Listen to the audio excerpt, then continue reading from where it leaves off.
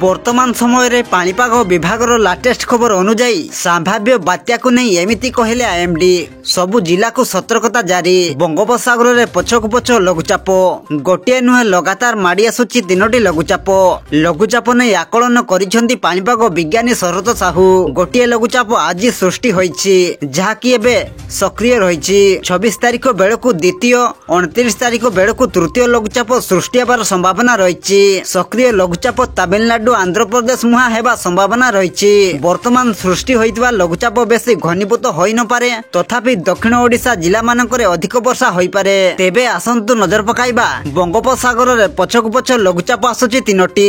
तेबे एहारो प्रभाव ओडिशार केउ जिल्ला रे अधिक मात्रा रे प्रभाव पकाइबो एवं एहाको नै आम भुवनेश्वर स्थित आंचलिक पाणीपाग विभागर विशेषज्ञ पक्षरु कोन रहिची रिपोर्ट। आसंतु से नै वीडियो रे संपूर्ण अपडेट जानिबा, किंतु ता पूर्वरु वीडियो को गोटे लाइक करंतु एवं वीडियोटी को आपण मानको सांगसाथी मानको अधिकरु अधिक मात्रा शेयर करंतु। जदि आम चैनल रे आपण प्रथम थर वीडियो देखुछंती ताहले एबे ही चैनल को सब्सक्राइब करी पाखरे थिबा बेल आइकन को प्रेस करी ऑल नोटिफिकेशन को ऑन कर रखंतु, जहा द्वारा आगो को पाणीपाग संबंधी लेटेस्ट अपडेट आपण माने सर्वप्रथमे आम चैनल माध्यम रे पाई परिबे।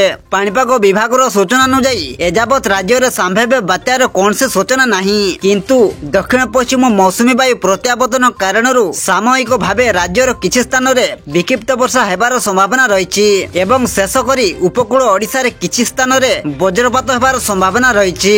तदनुजाई चाषी मानकु पाणीपाग विभागर परामर्श को अनुपालन करिबा पई कृषि सचिव डॉक्टर पाड़ी अनुरोध करिसेंती।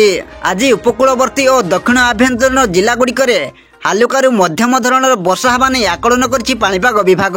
सही जिला गुड़िक हेउछि मालकानगिरी, कोरापुट, रायगड़ा, गजपति, गंजाम, नयागढ़, पुरी, खोर्धा, कटक, जगतसिंहपुर, केन्द्रापड़ा, जाजपुर, भद्रक, बालेश्वर जिला को येलो वार्निंग जारी करछि पाणीपाग विभाग।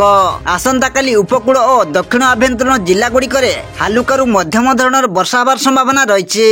एथि पई 15 जिला को येलो वार्निंग देछि पाणीपाग विभाग। एही सब जिला गुड़िक हेउछि मालकानगिरी, कोरापुट, नवरंगपुर, रायगड़ा, गजपति, गंजाम, नयागढ़, खोर्धा, पुरी, कटक, जगतसिंहपुर, जाजपुर, केन्द्रापड़ा, भद्रक और बालेश्वर। एही सब जिले में घड़घड़ी बिजुड़ी सह वर्षा हेबार संभावना अधिक रही।